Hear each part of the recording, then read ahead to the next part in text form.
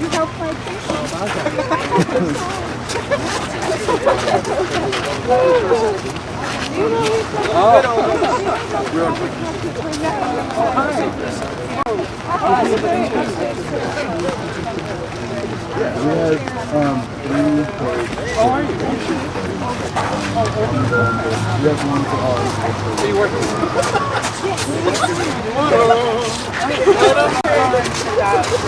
Yeah, a lot of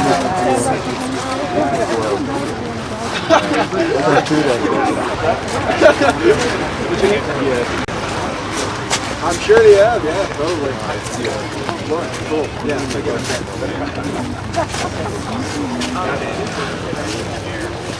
Would you like to sit down, or do you?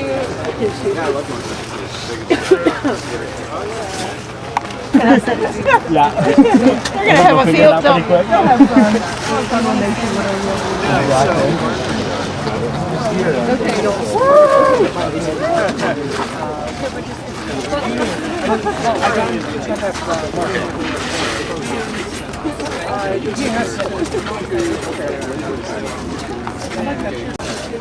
And you'd rather than sitting on that chair. Okay. This one. Oh, this. Why is this so cool? Get started. So thank you very much to everybody who came out here. Obviously the weather's pretty miserable, so my name is Stewart Boss, and I'm a coordinator for the UNC campaign. Working with Carolina Beyond Coal as soon as possible. Our campaign has made enormous strides since we started in September. We've had over 2,000 student petitions signed calling on the university to stop burning coal. And we came back really strong this semester. We have dozens of UNC students today is about two things. First, we really want to celebrate Chancellor Holden's decision to create an energy task force to help guide UNC thinking about our environment. It's huge, good stuff. It's a great first step in the right direction that we hope will allow UNC to have the space for research and innovation that can help find ways to move Carolina away from coal and towards clean renewable energy. Okay. Basically, our goal is to get UNC off the coal as quick as possible. It's the dirtiest possible energy source we can use today. And using coal comes at an enormous cost to mining communities in Appalachia. Residents who live right around the plant right here. Their house is right across the street. And it comes at a huge cost to future generations who are going to make us responsible for not doing enough to avoid the worst effects of global warming. As a proud Tar Heel, I really want to see my university maintaining its status as an environmental leader by moving away from coal. We're really grateful to our great lineup of speakers today who are going to offer up their viewpoints on how best to make UNC maintain its status as an environmental leader. So first I'd like to introduce Pat Leighten. She's a local Chapel Hill resident. She's lived in the town's Westwood neighborhood for the last 10 years, right here in the shadow of UNC's coal-fired cogeneration plant. As a citizen whose neighbors include many UNC professors and faculty, she plans to work with other local residents to increase awareness about the dangers of burning coal right here on campus. My name's Pat Leighten. I'm a resident of Chapel Hill and a nearby neighbor to this plant. I live just 3 blocks walking, but only 1,200 feet as the crow flies from this plant. And I'm very concerned about air pollution, greenhouse gases, and climate change. And I applaud Chancellor Thorp for creating an energy task force to address energy use here at UNC. The best way for UNC to do this is to stop burning coal in this plant as soon as they feasibly can. This plant has underutilized capacity for natural gas, which they can exploit immediately. An encouraging precedent is that Progress Energy just announced a switch of 11 coal plants to natural gas. That would be a wonderful model. In the future, UNC can think of using biomass, solar, wind, and geothermal energy. Using natural gas as a bridge fuel in the short term, UNC could switch 50% of the coal they now burn to natural gas during this transition period. This plant behind us is the single largest source of air pollution here in Orange County.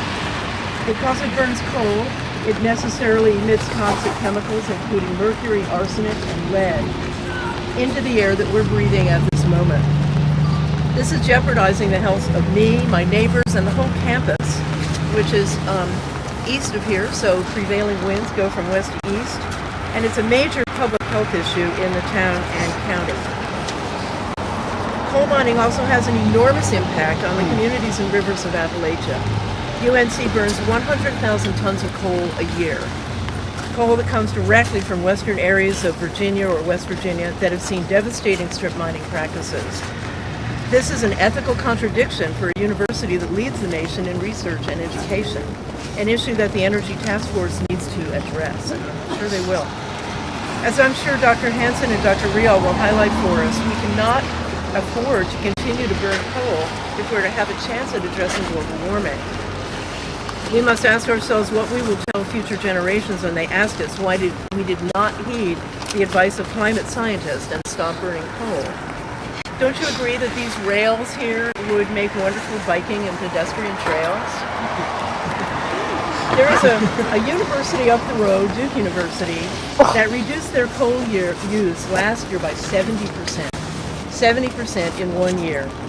And that's in contrast with UNC's current plan to switch out a mere 20% of this coal with biomass by 2025. That's a long 15 years from now. We can't afford that. I want to see UNC compete with Duke in this arena as well as on the basketball court. The formation of the task force is a great step in the right direction. What we need now is a commitment from the university to replace coal with natural gas immediately, so we can open up a space for research and dialogue with the best route for UNC's and Chapel Hill's future. I have faith that here in the Research Triangle, of all places, we have the minds and the resources to figure out how to leave dirty coal behind and forge forward into a clean energy era. In the name of doing our part in Orange County to avert global warming, reducing public health risk to students and prospective students and all local residents, and maintaining our planet for future generations. Thank you. Thank you. All right. Okay, so our next speaker is UNC Chapel Hill professor Jose Rial. He's on faculty in the Department of Geological Sciences here at UNC. He's a graduate of the University of Michigan and received his PhD from the California Institute of Technology. Professor Rial has done field research in the Arctic, investigated the history of the Earth's climate through computer modeling, and has worked extensively with Iceland's geothermal industry. Professor Rial. Thank you, Stewart, and thank you all for coming. And I am Jose Rial, professor of geophysics in the Geological Sciences Department at UNC. And I don't know much about the plant, frankly, but I know a little bit about what's going on in the Arctic. As a consequence of many plants like this spewing out with CO2 in the atmosphere. And I think that we have to do something about that. And we could here set an example for the rest of the state, the rest of the country, if we were to really get rid of all this coal burning that is polluting the atmosphere. In many ways, the amount of CO2 that is increasing in the atmosphere is going to produce that the climate of the Earth becomes as erratic as probably some of you have already noticed. And